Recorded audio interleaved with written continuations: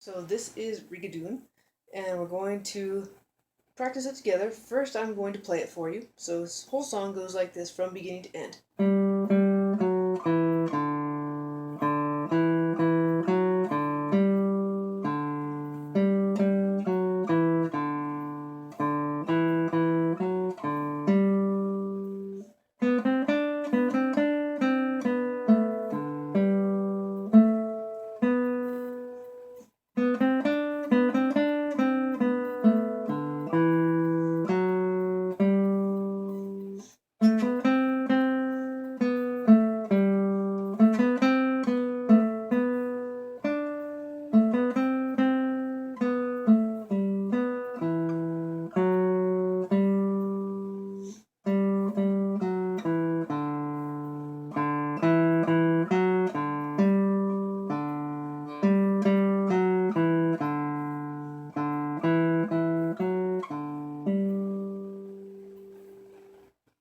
Alright, so this one, before we play anything, we gotta notice that number one thing, we have a letter C in the top part, which means 4 beats per measure.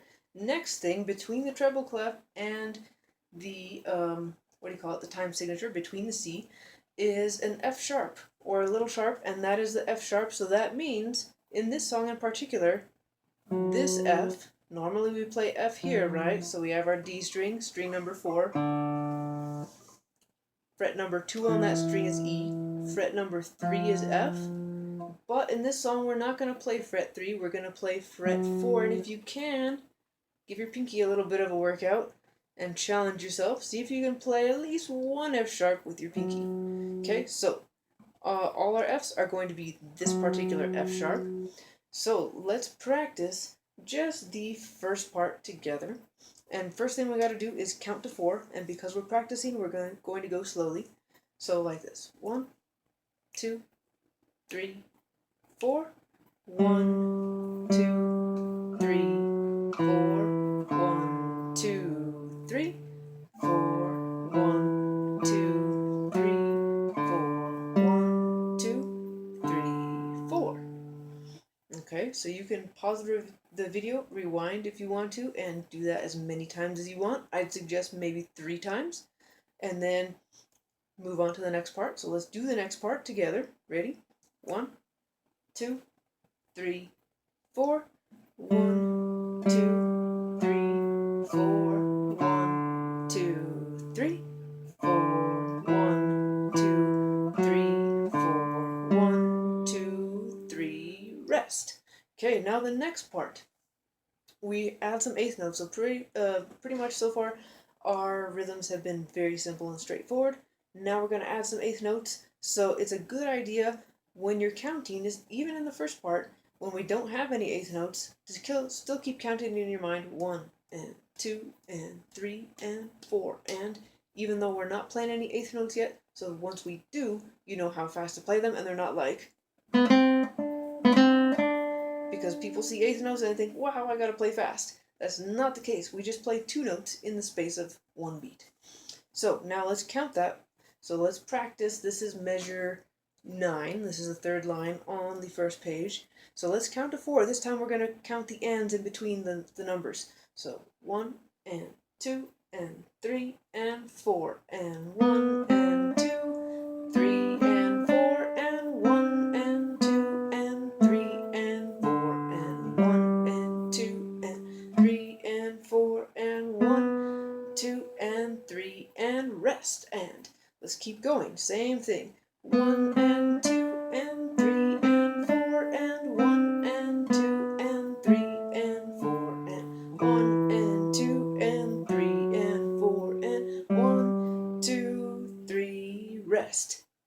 Okay, now let's do the second page. We have eighth notes as well, but this time I'm just going to count the big beats, the 1, 2, 3s, and 4s, not the ends. So as you play with me, you can count those in your head on your own, or count them out loud. Ready? 1 and 2 and 3 and 4 and 1. Oops, sorry. Let's try it again. 1, 2, 3, 4. 3, 4. 1, 2, 3, 4. 1 and 2, 3, 4. 1,